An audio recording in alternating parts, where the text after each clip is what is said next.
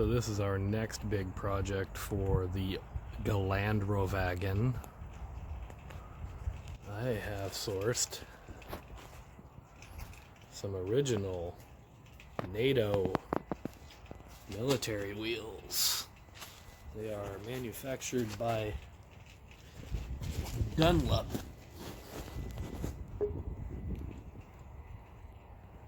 in England. So the drawback with those is they're only 15 by 6. So what I aim to do is make them 15 by 7. No off-the-shelf kits match this.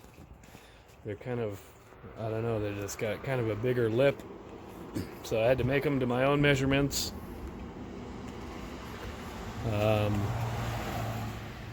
Yeah, we're about to start punching holes in them. Just doing some math here, figuring out how far to space out all the holes. And I'm probably going to tack weld the rings together as they are. Punch some holes. And then I'll show you what we're putting on them. So the wheels came with these little, they're off an old Series 3 Land Rover. Just had some little street radials. But I've got some Swamper TSLs. I think it's going to be a marked improvement. Stay tuned. So even though I did the math and my 32 holes should be 1.325 apart from each other, I'm still making these a matched set, each inner and outer ring. So I've started stamping them. So this is one right here. We'll see how it goes. One down. 3 to go. Some people probably think that I live in like Kazakhstan or something the way I do things.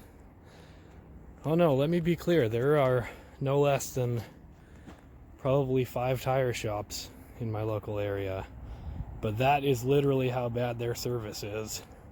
That I would rather fight these things this way than let them touch anything that I own.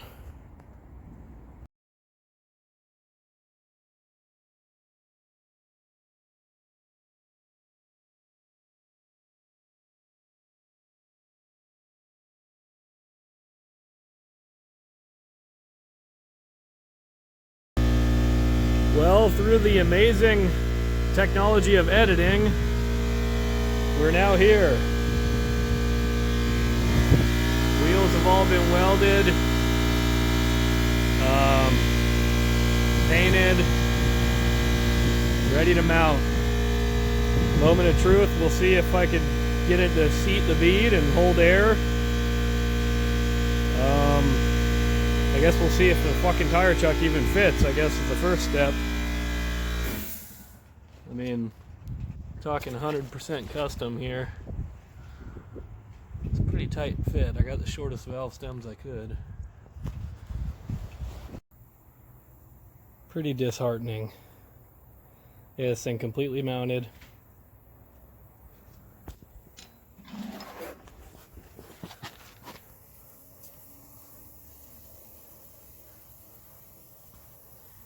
So, I knew the bead was kind of questionable.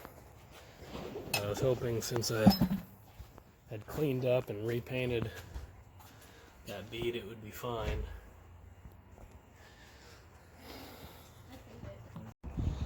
Well, that was uneventful. I kept airing up, never heard them pop, flipped it over. That's bugging me. I could see I drilled one of them holes a little off. This guy here. It was already seated, so I mean, these are pretty narrow wheels. They're pretty narrow tires, to be honest, No, I think it's great. They're at 20 psi, or this one is at 20 psi. Pouring down rain today. I'm wearing my new rain gear. Thing's already filled with water. So, I mean, I guess I could just roll it around and check for bubbles. So this is the culprit. There's a little flap on the bead from forcing it off of those piece of shit Toyota wheels. The tire might just be junk, but I've got some more 3M. I don't know what it is. Really badass sealant, basically like windshield urethane. I've been using it on my gaskets and stuff.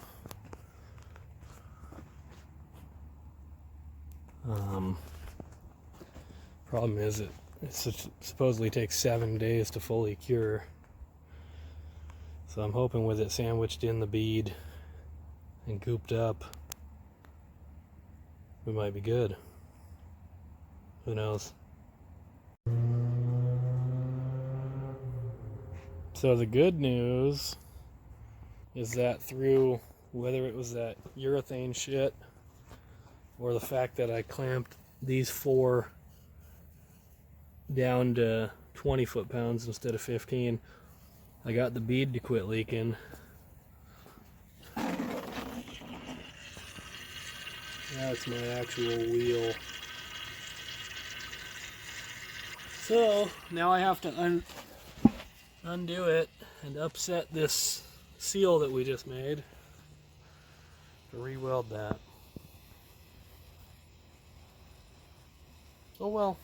So to recap, it's the 3rd time this has been on.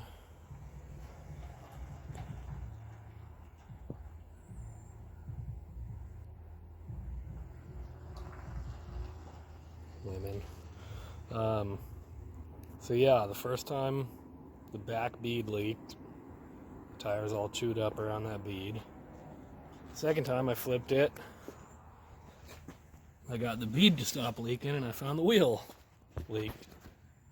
So I re-welded that.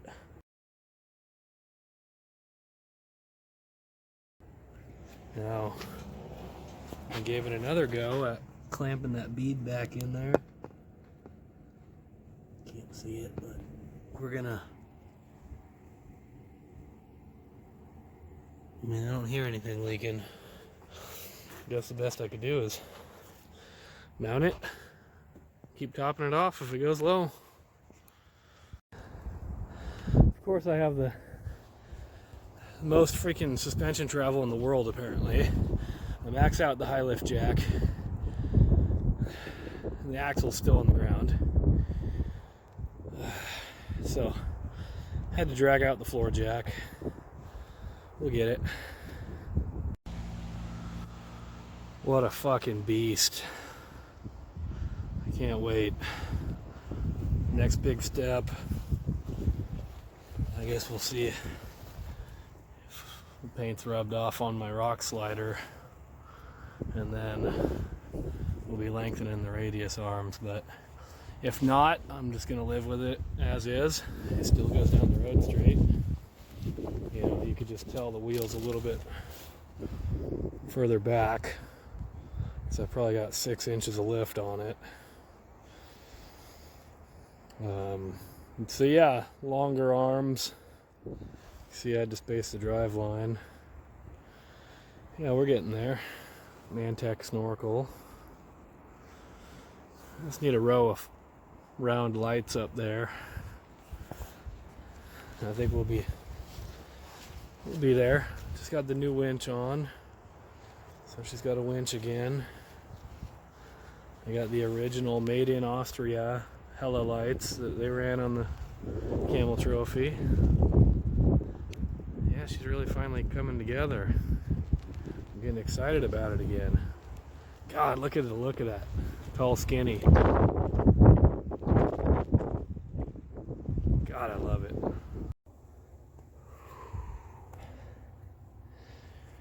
anyone ever wondered what a Detroit locker sounds like when it's disengaging.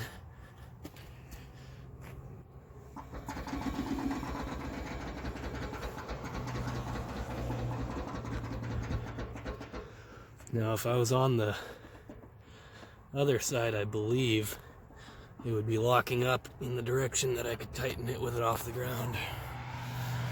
But I'll have to lower it. Here goes number 4, hopefully.